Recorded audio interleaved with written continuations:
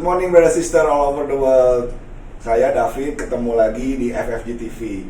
Kali ini seperti janji saya di video saya sebelumnya, bahwa kali ini saya akan membahas tentang dahsyatnya perkembangan dunia saat ini, terutama di bidang teknologi, digitalisasi, dan sosial media. Nah, sebelum saya masuk ke topik saya lebih lanjut, ada baiknya kita saksikan video yang satu ini. Epic 10 list. Here are 10 jobs that will not exist in 10 years. Number 10, post office worker. As the world continues to embrace digital technology, the need for post office workers is decreasing by the day. Number 9, loan officers. To minimize risk, more and more of the loan process at banks and other lending institutions is automated. Loan officers are slowly becoming a thing of the past. Number 8, college professors. Whether college will be taught by a robot or if college students will be taught at home, similar in the way that one learns when taking online courses, the job of being a college professor as we know it today may soon become a profession of the past. Number 7, cashier. With the success of self-checkout at many grocery chains, the job of a cashier is being replaced by robots. Soon the entire process of paying for groceries and other items will be automated. Number 6, travel agent. Believe it or not, there are still travel agents that you can call to help book a trip. As technology advances and competition between resorts and airlines increases, the need for a travel agent will soon be completely obsolete. Number 5, bank tellers. Every time I go to a bank, I'm surprised that there's still a need for bank tellers. Now trust me, I'd rather interact with a human than a machine, but there's no way this job will exist in 10 years. Number 4, insurance salesperson. Much like the process of giving a loan, the insurance process is highly automated and is only becoming more automated every day. In 10 years, the job of an insurance salesperson will not look anything like it does today. Number 3, telemarketing. There was a day when telemarketing was a great way of marketing your product. Today, telemarketing is highly outdated. Marketers will continue to adapt and find new ways of selling their products. Number 2, librarians. As the world becomes more and more digital, we will need fewer and fewer librarians. While libraries will probably always exist in some form, the number of libraries and the number of librarians will decrease drastically over the course of the next decade. Number 1, fast food workers. The problem with having humans work at fast food restaurants is the potential for food contamination and inconsistencies in how the food is prepared, and the fact that humans have drama and are expensive to hire. In the near future, most fast food restaurants will be automated. Everything from the kitchen to the delivery of your food will be done by machine. Oke, gimana videonya? Dahsyat bukan? Ternyata dari 10 pekerjaan yang dulu kita pikir adalah pekerjaan, mungkin adalah salah satu pekerjaan favorit kita, ternyata di 10 tahun mendatang itu akan punah alias tidak ada lagi. Kenapa? Karena akan digantikan oleh teknologi. Contoh pada hari ini, kalau brother dan sister ditanya sama anak brother sister satu pertanyaan yang brother sister nggak bisa jawab, kira-kira apa yang brother sister lakukan? Pasti jawabannya satu, buka handphonenya lalu langsung kita googling alias cari Mbah Google, betul nggak? Artinya semua informasi ada di sana, brother sister tinggal cari. Kedua, pada saat hari ini orang suka traveling jalan-jalan, pertanyaannya, apakah brother sister pada saat booking tiket, booking hotel, termasuk tour and activity, brother sister apa yang dilakukan?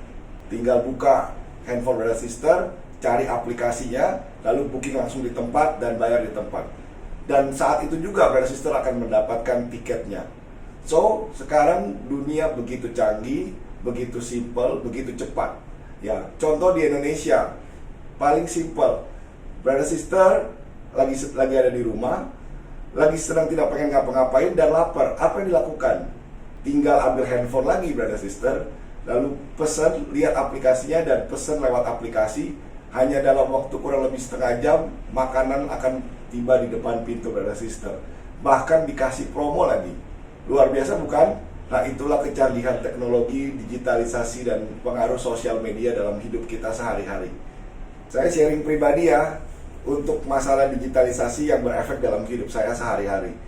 Boleh dibilang saat ini saya hampir tidak pernah bawa uang dalam bentuk fisik di dompet saya. Ada sih, tapi nggak banyak. Nah, uang saya dalam bentuk apa? Yaitu dalam bentuk dompet digital. Artinya semua sudah ada di dalam aplikasinya.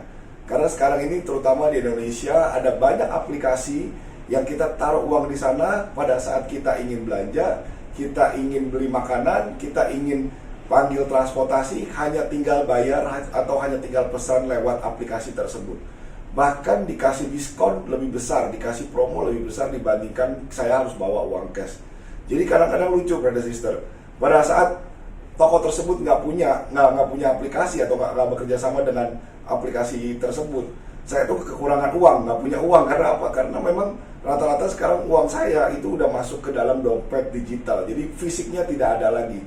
Nah, kedepannya kalau saya lihat uang itu hanya just a number gitu, hanya sebagai angka saja yang tertera di rekening kita. Fisiknya sebenarnya kita udah nggak usah bawa-bawa lagi.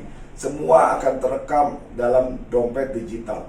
Nah, pertanyaannya apakah brother sister suka dengan perkembangan seperti ini? Kalau saya ditanya, saya pribadi saya suka sekali.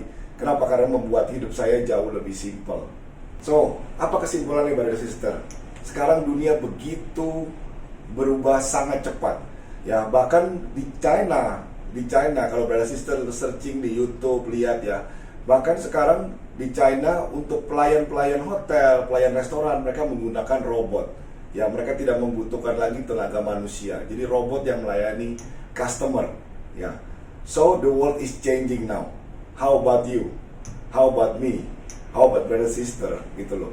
Dan menariknya, kita sebagai manusia kita diberikan kemampuan untuk beradaptasi, untuk juga mengikuti perkembangan zaman gitu loh. Nah, sebenarnya apa yang harus berubah pada saat kita menghadapi perubahan itu sendiri? Oke, nomor satu menurut saya yang harus berubah adalah mindsetnya. Mindset atau cara saya memandang perubahan itu seperti apa. Karena banyak di luaran, brother sister, banyak orang yang narrow mindset. Artinya apa? Mereka tidak suka adanya perubahan. Kenapa? Karena harus terima segala macam perubahan, harus belajar lagi dan segala macamnya. Jadi kalau menurut saya yang paling penting adalah mindset kita pada saat kita menghadapi atau melihat satu perubahan itu dalam hidup kita atau yang terjadi saat ini seperti apa. Itu nomor satu. Jadi mindsetnya sendiri harus terhadap perubahan sendiri harus benar dulu. Nomor dua yaitu tentang sikap atau attitude kita. Nah, karena banyak orang yang tidak mau berubah, jadi mereka pasrah. Ya sudah, perubahan biar terjadi, tapi saya tidak mau berubah. Saya mau seperti ini. Sebagai contoh, banyak orang yang sekarang sudah menggunakan smartphone, tapi ada juga yang tidak mau menggunakan smartphone. Artinya mereka berkomunikasi dengan apa? Dengan SMS, brother sister.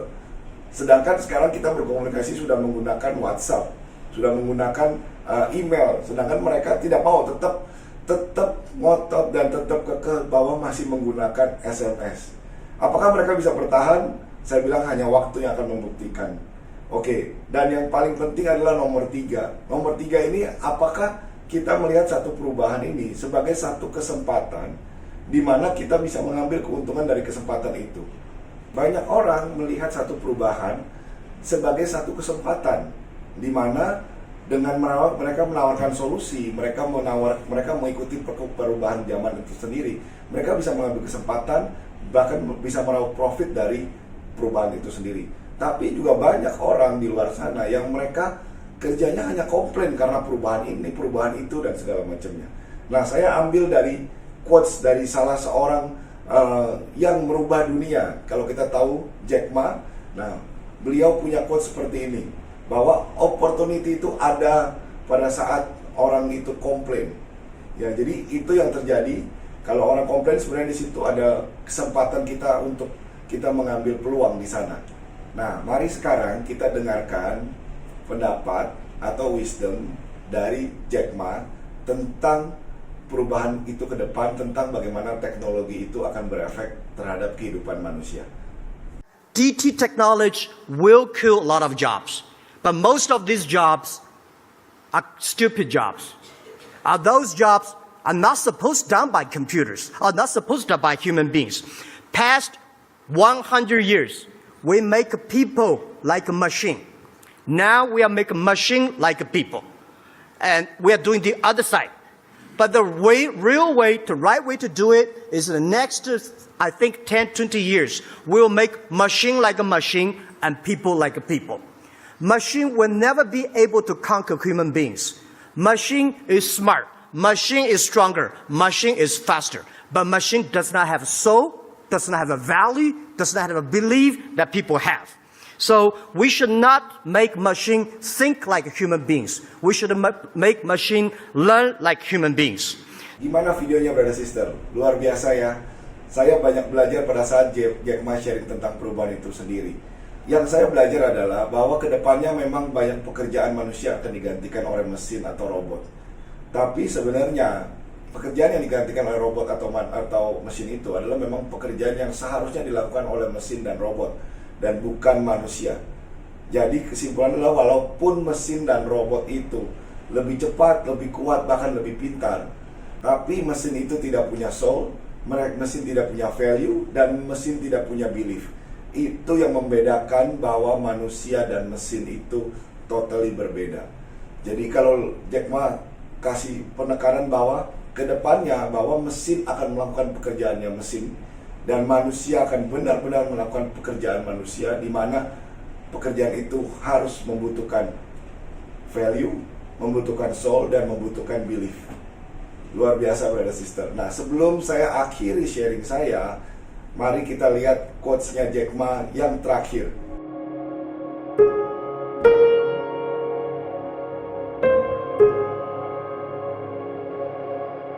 Oke, quotes Jack Ma terakhir bilang bahwa jika Anda ingin memenangkan pertarungan di abad 21, tugas Anda adalah sebenarnya hanya mengangkat hidup orang lain lebih baik daripada hidup Anda. Then you will be successful. Actually buat saya ini adalah wisdom yang sangat-sangat menarik. So, brother sister, untuk menghadapi masa depan, tidak perlu takut, tidak perlu worry, tidak perlu komplain. Kalau menurut Jack Ma, tugas kita hanya menambah added value untuk orang lain supaya mereka lebih berhasil daripada Anda. Oke, brother sister, sebelum saya akhiri sharing saya, rasanya kurang lengkap kalau saya tidak sharing satu buku karya anak bangsa yang saat ini sangat-sangat menginspirasi dunia. Kenapa saya bilang menginspirasi dunia? Karena buku ini sudah diterjemahkan ke dalam 3 bahasa, Inggris, Indonesia, dan Prancis.